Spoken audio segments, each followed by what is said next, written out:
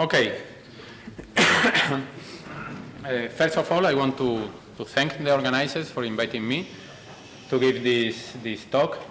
It's been a really interesting conference till now because we have, I like that we have a broad number of topics here, very different from each other. So the entropy of the conference is very high. And I think I will increase it a little more because I will talk about things that nobody has talked before about biology, more specifically. And then this is a part of a work that I'm starting really now. During the last, 10 years, something like that, I have been working in quantum thermodynamics and quantum transport and open quantum systems. But when I got the invitation to come to this conference, I thought that maybe I would like to talk about something new because I have just created a new group. I have my quantum thermodynamics group at my university, but I have created a new group about quantum machine learning, and we are just starting to work on this right now. We got some funding from the Spanish ministry, and the project itself, it has been working from now it's 13 days. So it started the 1st of September, so we have only some preliminary results, and also what I want to share more is the ideas we had and what we want to pursue, and I will be very, very happy if you can give me some feedback, because as I say, all the group is totally new in this field. So first of all, I want to start with a broad view of what we do, and then I will narrow it down to the specific field of quantum neural networks. So this is a description of our project. Basically, we will, moving, no? We call it dissipative quantum machine learning because we are going to use open quantum systems methods that I have been working on them during many, many years to do some machine learning. And we have a mixed group with some people from the classical realm and some people from artificial intelligence and some people, mostly me, about quantum information or open quantum systems. So basically, we divided our project in 3 parts, and we want to use quantum walks, dissipative quantum, and also classical walks. As if you were in Hans's talk, quantum walks are very used in the field of classical and quantum machine learning. And some part of my group, they have developed a lot of methods on how to make rare events in classical random walks, how to transform the random walk to make these rare events typical. So we are planning to use this to improve the performance of classical and quantum walks, and maybe implement it in some learning algorithms. Well, then we have also some ideas that come from condensed matter experiments, like a Mpemba effect, and I have been working also in the last years about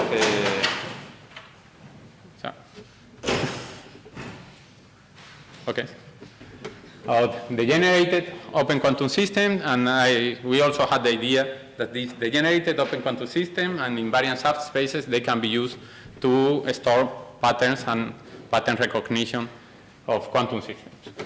And then these methods we want to apply mostly to quantum neural models. That is what I'm going to talk in a moment. And also we plan to do, because we have an expert in quantum computing, Dr. Juana Bermejo Vega, that she has worked a lot in characterizing what are the quantum properties that are needed for quantum computation. So we plan to use these ontological models that she used to see if what quantum neural networks do is really quantum, and they really use quantum properties, or there is just some kind of classical trick that is going on. And as I say, we have some people from the artificial intelligence field, and he's going to give us some machine learning problems. He works mostly in DNA classification and protein folding that are real life problems. And of course, we don't expect that we can really solve this problem with our little models, our little quantum computers, but we want to keep our research as focused on real problems as we can. So let me start. Now I will focus in quantum neural models. That is what we have been working now. That is, as you know, a very, very popular topic. But what we are using our different approach is that we are using some biological insights, Of course, neural models, they all come from biology. They came originally from studying the brain, but we are trying to make it more biologically inspired in order to improve them. So let's start talking about neural networks. Neural networks are very popular in machine learning, artificial intelligence. Usually this is what we see in books, a simple neural network, but we know that this, that is very simple and very easy, is related to this, that is something that is very, very, very complicated. And it is not only complicated because it has many, many layers, because there are also deep neural networks that have many layers and many networks, of course not as many as the brain, not even as the mice brain, but they are much more complicated, but even they cannot mimic what humans do. Basically because neurons, they are usually modeled by very, very simple methods, but neurons by itself, a single neuron, is a very, very complicated thing. So creating a realistic model of a single neuron is something really complicated that requires a lot of computational power, And we are just trying to do, in the classical realm, there are a lot of people that they are working in making more and more complex description of neurons, and we are just trying to implement some of this description in the quantum regime and see what happens if something interesting comes out.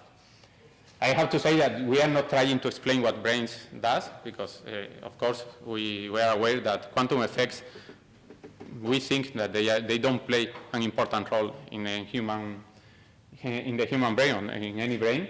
We are just trying to get some insight from biology to create better computational models. So this is the canonical application of neural networks. That is what we plan to study.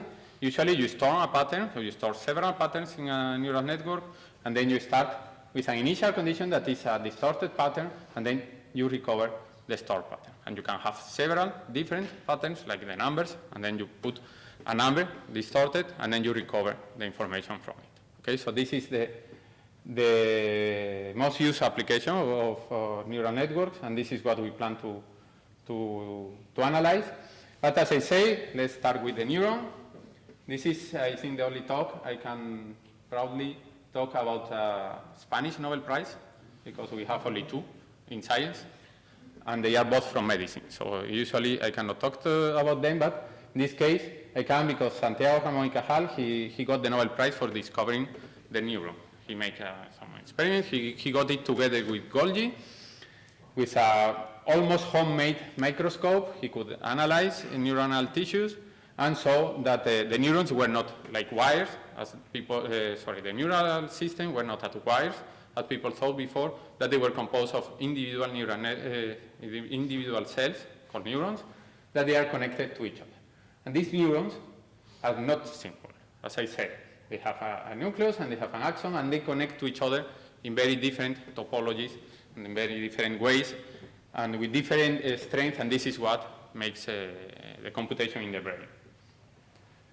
Another idea that came before the discovery of the neuron, it's called neural plasticity. Before the discovery of the neuron, it was not called neural plasticity, it was called just brain plasticity. That is that, of course, neural systems, they have to change and they have to adapt to new stimulus. And this neuroplasticity, this is just a timeline of what were the discoveries about this plasticity. Ramón y Cajal is here, so there were some things before. And what people thought during a lot of time is that it happened only when you are young, and then it stops happening. Maybe this is why you get stubborn when you are older. But now what people think is that it happens all the life, and this is basically how we can learn many things. So basically this plasticity is based in that the brain has some kind of fixed point, and then you get some perturbation, and usually you come back to the fixed point, mostly. But sometimes this perturbation changes the brain in a way that you go to a new steady state, meaning that you have learned something or you just have changed, okay? And the point is, how do you change? I mean, how do you learn? Is what is interesting for us to create quantum neural networks or quantum machine learning or something that really learns. And this happens due to two mechanisms, or it is believed to happen due to two mechanisms, while people, as far as I know, usually in the computational field, they only talk about one of these mechanisms. One is very popular, that is Hebbian mechanisms. That is what is, for instance, behind the Hopfield networks.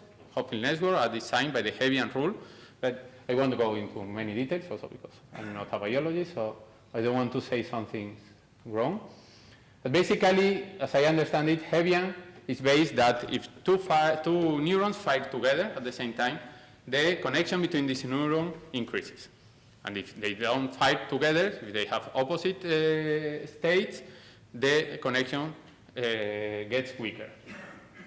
But this really apparently only happens depending on the rate of the firing of the networks. I mean, if you go to Hopfield networks, this is a static network, and the storing of patterns in a Hopfield network is based that if two bits are the same, you will connect very strongly these two neurons, and if they are opposite, you will disconnect them, so they will change to be different. But there is another change that is called the homeostatic change that depends on the frequency of the firing of the neurons. In this way, there are two ways that one is called synaptic depression and the other one is synaptic facilitation, but we have studied only synaptic depression and they are very, very similar. And they are based on the following idea. Basically, the connection between neurons is electrical connection, but it's also based on some chemical components, mostly calcium and sodium ions that are released from these synapses here, synaptic, and they have to go through the synaptic cleft, and then they create the potential in the other network. What happens if, so in this case, you have a network that is firing and another network that is feeling this potential, and when the firing is very, very frequent, it happens in a low time. The point is that all these molecules, they are used, and the neuron, it doesn't have enough time to recover them while it is firing again. So that means that the postsynaptic fire will be depressed. This is why it is called synaptic depression. So the connection between them will be increased by the Hebbian changes, but the synaptic firing will be decreased. So we have these two mechanisms that compete with each other, and it depends not only if they are firing together, but also in the frequency of how frequently they are firing. And this has been seen for many years as something bad, something that happened in the brain, and avoid that to get good connections. But it was proved by my collaborator, Professor Joaquin Torres, that it can be used to do some computational things. This is what I am interested in because I'm not a biologist, but I wanted to create better algorithms. And this is what they did in the classical case. They took a Hopfield network, they stored patterns, and then they added synaptic depression to it. So one thing that is very used to be studied in Hopfield network is the number of patterns that you can store divided by the number of neurons. Okay, this is the capability of the network. So what they did is just they took a network with a fixed number of neurons and they start storing patterns, and then they started with random initial conditions. They let the network evolve, and then at the end they compare the result with the stored patterns. So they saw if it has recovered one of the patterns or it just has gotten lost. So they saw that But this is for this case, this is the classical prediction of Hopfield networks. So you have very few patterns, you can recover all of them. When you increase the number of patterns compared with the number of networks, at a certain moment, you start not remembering them, meaning that the overlap between the steady state solution and the patterns goes down, and then you can determine what is the network capability. This is classical Hopfield network, meaning that it has no depression. When they add a little depression, what they saw is that they could store more and more patterns in the system. So something, synaptic depression, that was considered bad, it helps you to include more patterns in a network. Of course, when you increase the synaptic depression a lot, then it goes the other way around. So basically the network just forgets the pattern very easily, and you reduce the number of patterns that you can store. So okay, so this is the classical inspiration we got. This is the mathematical modulation. I won't go into many details, but this is a perceptron. You all know that. Basically, a perceptron, it has a weighted sum of the inputs with the weights of the synapses, and what they have to present is a non-linear function that takes the weighted sum and gives you the output. Sometimes it is used just a Heaviside functions, meaning that if the input goes beyond some threshold, then you fire, and if not, you don't fire. But what is important is that it should be non-linear. So in our case, with synaptic depression, basically the only thing is that we add a new parameter here that it's time dependent. Basically, it means, here there is a bracket missing. Basically, when the neuron fires, what happens is you reduce the strength a little bit because you have wasted many of these molecules that make the communication, and then you start recovering it with a certain tau, that is the recovering time.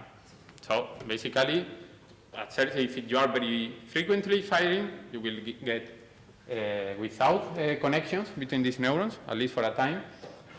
And if this tau is very small, it means that it recovers very fast, so you have no depression. If it is very, very, very long compared with the spiking time, it means that you will never recover and you will never have communication between these two neurons. Okay, so let's go to quantum networks. Quantum neural networks, just let's say that it's a very popular field. You see that this is the number of papers in the title, the topic of quantum neural networks as a function of time. And you see that, well, 2022 is not ended yet, but it started very, very quiet and then it jumped up. But what is a quantum neural network? There are many, I think there are as many classifications as people working on this field. I took this one from Maria Schultz's paper from 2014, where they describe what they think should be a quantum neural network. So they gave 3 requirements. First of all, it should do something like neural networks do, so recovering a pattern, they say. They say that it should be a classical pattern. I not totally agree with that, but well, it should do something similar to what neural networks do. It should have something similar with its neural computing mechanisms, including nonlinearity, for instance, and it should be quantum, meaning that it should use entanglement or superposition or something. Okay, so we will use this definition. This is what we are working now.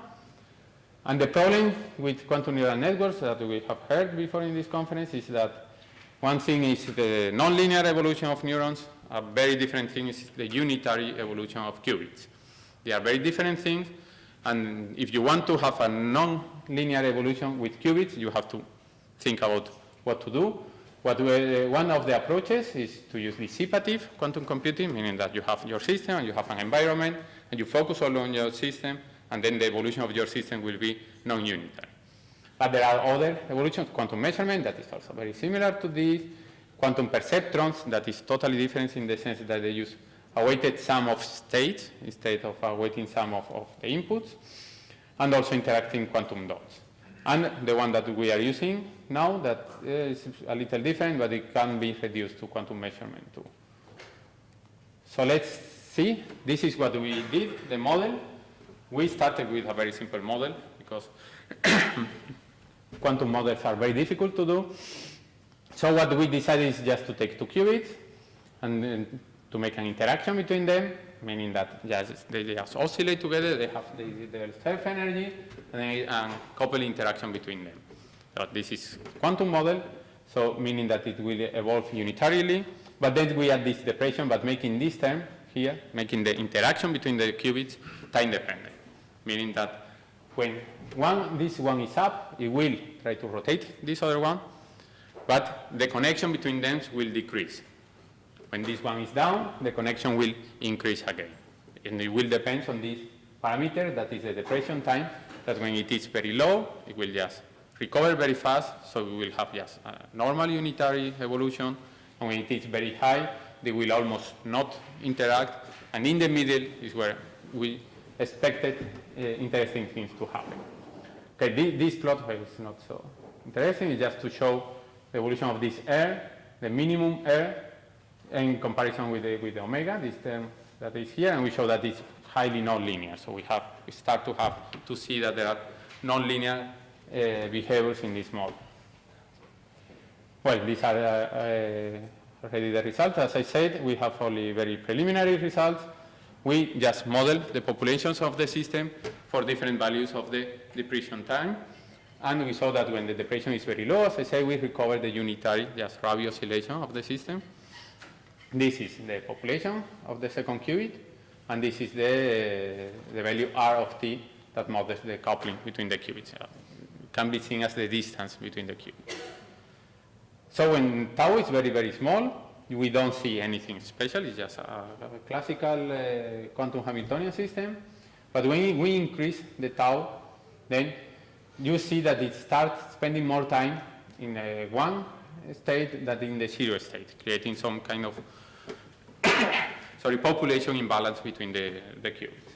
When we increase it more and more, this is more dramatic, but well, there are still oscillations, and the depression parameter, it can recover only a little bit, so the qubit goes up, and then when it goes down, it's recovered a little, and then it goes up, and it spends much more time in the up state than in the down state, but we still have some oscillation and this kind that are typical for quantum systems.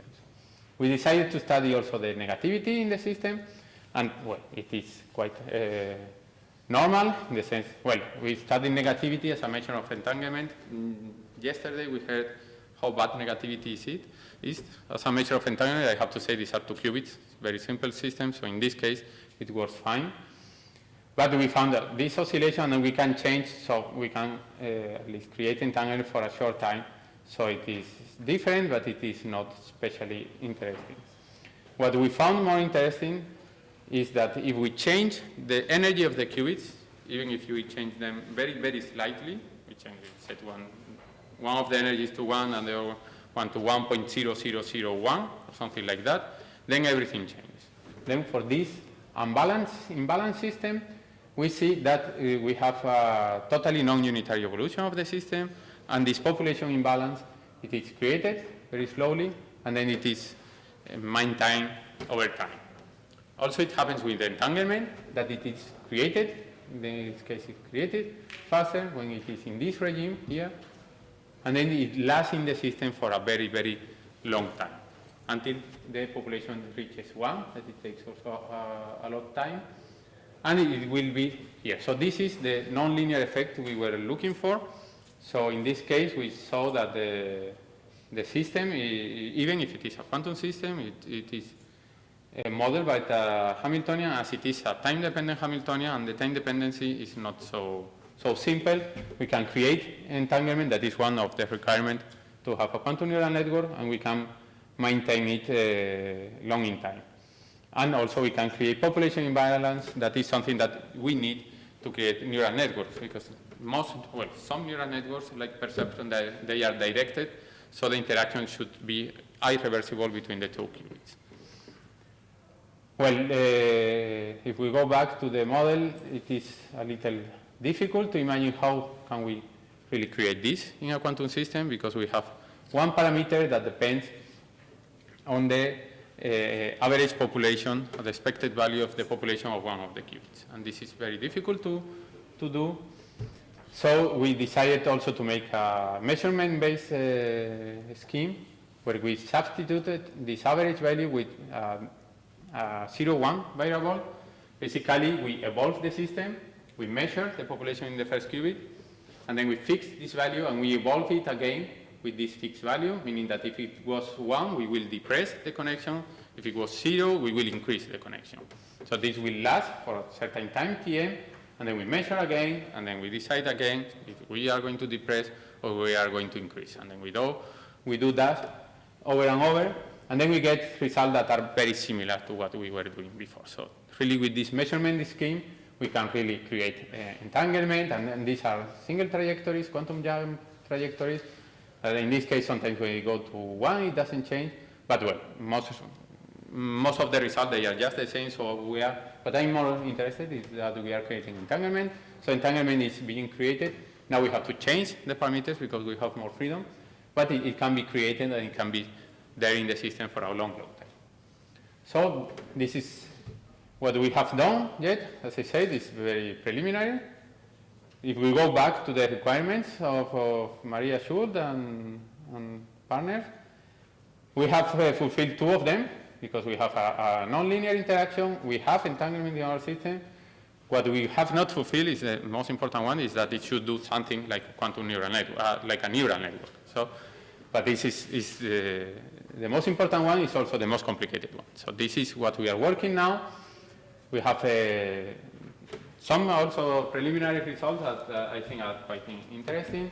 We are working in, as I say, making these directed neurons, taking the advantage that it is nonlinear, and we can create population imbalance, so we can have neurons that this fires and it makes this one to fire, but there is not backward propagation. We are also working with Hopfield networks. With Hopfield networks, there have been some approaches of open quantum Hopfield networks by people like Markus Müller. So we are using their approaches, but we don't like, because we don't like, it's a very nice work, but it doesn't work with us because their approaches is based to encode the Hopfield network in the dissipative part of a Lindblad equation and then adding some quantum stuff to it. So in our case, if we do that, we kill all the depression, or we have to add classical depression. That is something we don't want to do. And also, I don't think this fulfills the requirements of quantum neural network, because I think there is not entanglement on it. We are also studying how can we use this to just to create entanglement in a network.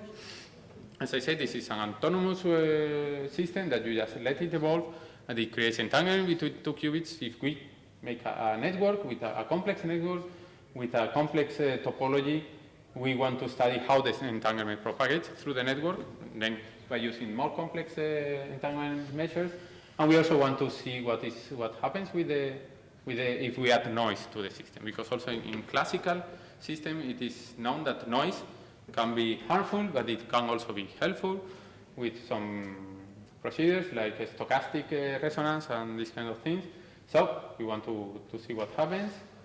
And that's all. This is, as I say, the new group we have formed. We are just starting. We are new on it. We appreciate any input you can give to us. Professor Carlos Cano is from the Artificial Intelligence Department at my university, so he's the one giving us insight on artificial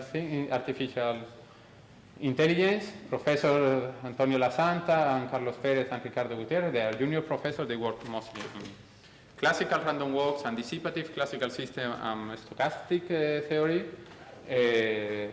My postdoc, Juana Bermejo Vega, that she's an expert in quantum computing, and all this work was done with Joaquin Torre, that is not a part of our group because he's leading his own group, but he's an expert in biological neuroscience, and he's the one that gave us all the insight, and these are all the people that gave us money, and that's all.